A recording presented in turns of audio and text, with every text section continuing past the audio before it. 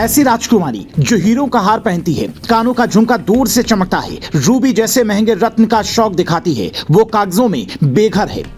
न गाड़ी है न बंगला, जमीन की तो बात ही मत पूछिए। बाप दादाओं ने जितनी जमीन दान कर दी उसका एक हिस्सा भी इनके नाम नहीं। जनता के सामने जाकर जोड़ती हैं हाथ। प्रधानमंत्री भी जताते हैं खास विश्वास। सुंदरता के आगे हीरोइन भी हैं फेल। आम आदमी से रचाई थी शादी। हिंदुस्तान की एक राजकुमारी ऐसी है जो हीरों का हार पहनती है, कानों का झुमका दूर से ही चमकता है, लेकिन उनके पास अपना घर नहीं है। 19 करोड़ की संपत्ति वाली राजकुमारी के नाम अपना घर क्यों नहीं है, ये एक बड़ा राज है जिसके बारे में जानने से पहले आपको उनकी अमीरी का किस्सा जरूर सुनना चाहिए।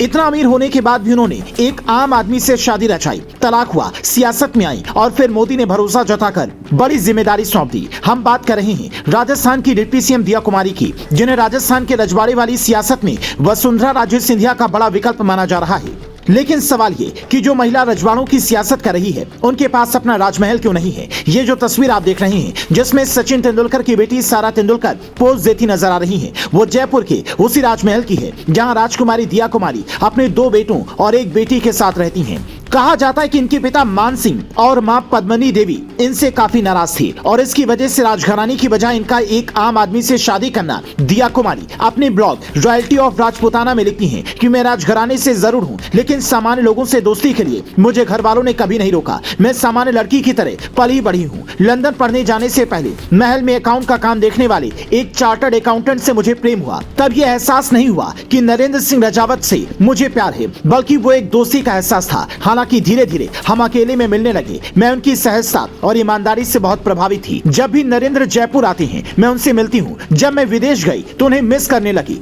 तब समझ आया कि हमारा रिश्ता दोस्ती से कहीं ज्यादा का है। दिल्ली में अक्सर एक दोस्त के फ्लैट में हम लोग मिलते थे। मैंने इस बारे में मॉम को बताया। उन्हें बड़ा झटका लगा क्योंकि हमारे परिवार की चाहत थी कि हमारी शादी राजघराने में हो। जब मॉम को पता चला तो हम जयपुर से बाहर मिलने लगे। एक वक्त ऐसा आया जब मुझे पेरेंट्स की चिंता समझ आई और हम दोनों ने बातचीत बंद कर दी, लेकिन इसका कोई असर नहीं पड़ा, बल्कि प्यार और गहराता चला गया और आखिरकार हमने आर्य समाज के रीति रिवाज से शादी कर ली, लेकिन किसी को बताया नहीं। 2 साल बाद जब घर वालों को बताया तो उनके पैरों के नीचे से जमीन खिसक गई। तमाम विरोध के बावजूद आखिर में उन्होंने स्वीकार किया और अगस्त 1996 में भव्य तरीके से शादी हुई। करीब 19 साल तक शादी चलने के बाद दोनों के बीच में अनबन की खबरें शुरू हुई और साल 2019 के शुरुआत में दोनों ने तलाक ले लिया। यानी जैसे प्रेम विवाह के बाद सचिन पायलट ने गुपचुप तरीके से तलाक लिया, ठीक वैसे ही कहानी राजकुमारी दिया कुमारी की भी है। अब चूंकि घर वाले इनसे नाराज थे, इसीलिए हो सकता है कि महल अपने नाम पर इन्होंने ट्रांसफर नहीं करवाया हो। सच्चाई क्या है ये कोई नहीं जानता, क्योंकि ये अपने माता पिता की इकलौती संतान है,